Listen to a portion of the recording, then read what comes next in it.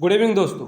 आप सभी को पता होगा कि रसिया और यूक्रेन के बीच वार लगभग 6 महीने से चल रहा है। अभी इसका कोई निर्णय नहीं निकला है। अभी तक दोस्तों मैं इस टॉपिक को कवर नहीं कर रहा था क्योंकि अभी तक ऐसी कोई न्यूज़ निकल कर नहीं आई थी जिसे आपको पढ़ाया जाए और आपके एग्ज़ाम के पर्सपेक्टिव से इम्पॉर्टेंट हो, यूपीएससी मेंस में पूछे जा सकते हो। लेकिन अब अपडेट निकल कर आई है दोस्तों, और अपडेट यह निकल कर आई है कि यूक्रेन ने खार्किव यूक्रेन में एक प्लेस है, आप लोगों को दिख रहा होगा मैप में, चोर्निहाउ, सूमी, फिर खार्किव है, लोहांसक और डोनास्टक, ये दो क्षेत्र हैं जिसे क्या किया है, रसिया ने क्या करा है, इंडिपेंडेंट घोषित कर और वार शुरू किया था। तो खार्किव को आज़ाद करा लिया है। तो दोस्तों आइए इस न्यूज का संपूर्ण विश्लेषण करेंगे और समझेंगे कि यूक्रेन आखिर फिर से क्यों हावी होने लगा है रसिया पर, और रसिया के ट्रूप्स आखिर पीछे क्यों जा रहे हैं। देखिए, यूक्रेन के प्रेसिडेंट हैं व्लादिमीर जेलेंस्की और रसिया के प्रेसिडेंट हैं व्लादिमीर पुतिन। दोनों में व्लादिमीर लगा हुआ है। पुतिन ने यूक्रेन पर यह सोचकर आक्रमण किया था कि जब उस पर धावा बोला जाएगा तो वहाँ के जो प्रेसिडेंट हैं वह अपनी कंट्री छोड़ के भाग जाएंगे।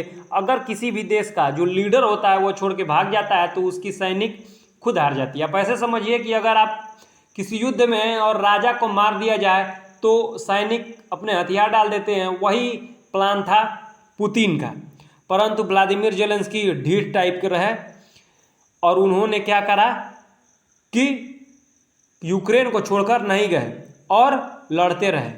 अभी अभी जो लेटेस्ट अपडेट उन्होंने दी है वह उन्होंने यह दी है कि उन्होंने कहा है कि हमने 6000 वर्ग किलोमीटर एरिया को रसिया से फ्री करा लिया है।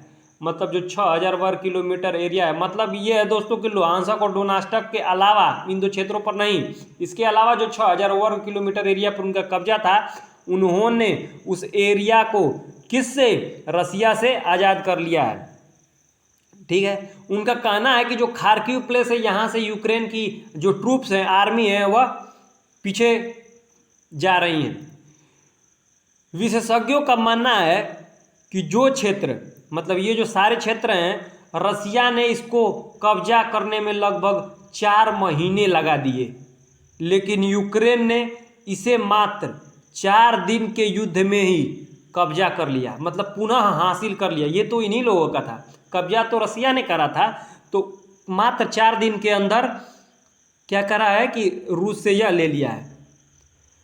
मतलब यह है कि यूक्रेन को जीत मिली है मनोवैज्ञानिक रूप से भी दोस्तों, और यह जीत उन लोगों की भी जरूरी थी। याद रखिएगा, ये वर्ड जो हैं वह व्लादिमीर जेलेंस्की द्वारा कहे गए हैं और कुछ न्यूज़पेपर उसमें आए हैं।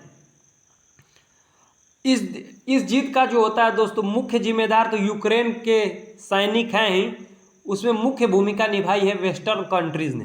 वेस्टर्न कंट्रीज में यूएसए, ब्रिटेन, जो भी नाटो के सदस्य मेंबर हैं, उन्होंने इस युद्ध को और यूक्रेन पर रसिया का पूरी तरह से कब्जा न होने के लिए यूक्रेन को नेक्स्ट जनरेशन के हथियार दिए, जबकि यूक्रेन के पास ऐसे हथियार थे भी नहीं, फिर भी यूक्रेन को ये हथियार प्रोवाइड किए गए, खासकर अमेरिका द्वारा।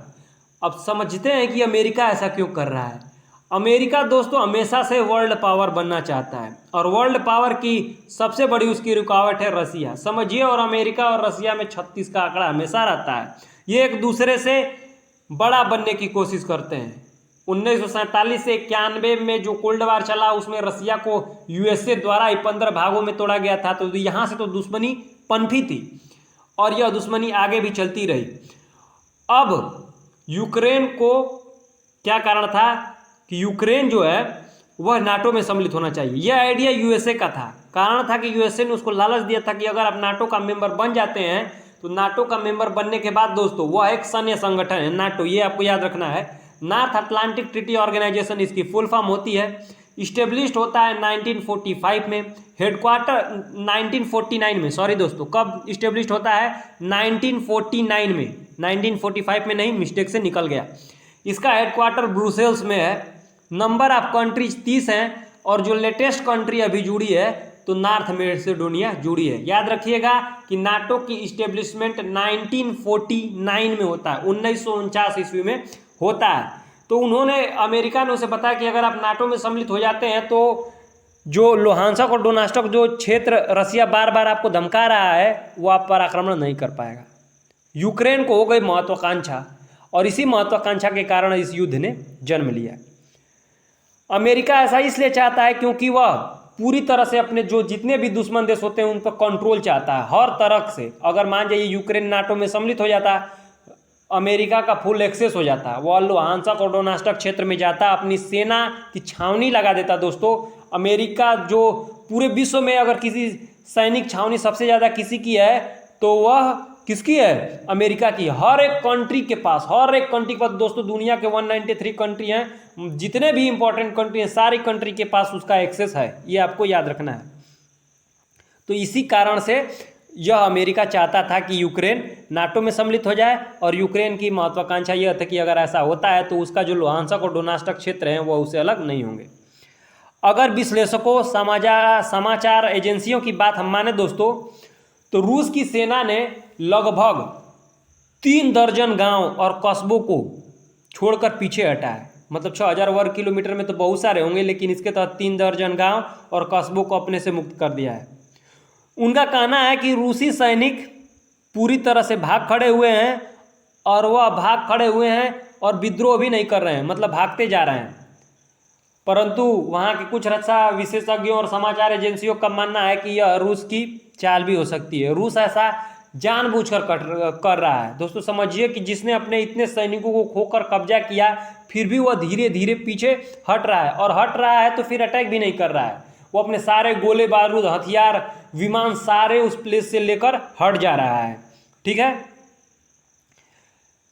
कुछ विशेषज्ञों का मानना है कि ऐसा रूस इसलिए कर रहा है कि वह लुहांसक और डोनेस्टक पर पूरी तरीके से पकड़ चाहता है, पूरे मजबूत तरीके से वह उस पर हावी होना चाहता है, ताकि उसे अब इंडिपेंडेंट कर दिया गया है तो वह इंडिपेंडेंट रहे और उस पर किसी का कब्जा नहीं हो सके। कारण है दोस्तों कि लुहांसक और डोनेस्टक क्षेत्र में सबसे ज़्यादा रशियन लैंग्वेज बोली जाती है और जो पुतिन है उनका मानना है कि जहाँ जो लोग रशियन लैंग्वेज बोलेंगे, जहाँ रशियन लैंग्वेज की अधिकता होगी उस पर रूस का कब्जा होना अति आवश्यक है। तो यही कारण है, रूस के अनुसार ये कारण है कि रशियन लोग पीछे हट रहे हैं। और यूक्रेन के व्लादिमीर जेलेंस्की ने कहा ऐसा कोई बात नहीं है, हमारे सैनिकों की वीरता के कारण वो लोग पीछे हट रहे हैं। आइए दोस्तों अब हम लोग यूक्रेन के बारे में थोड़ा सा फैक्ट्स जान लेते हैं।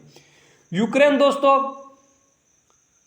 1991 ईस्वी में यूएसएसआर से अलग होता है और रसिया के बाद यह यूएसएसआर का दूसरा भाग है, सबसे बड़ा, ये आपको ध्यान रखना है।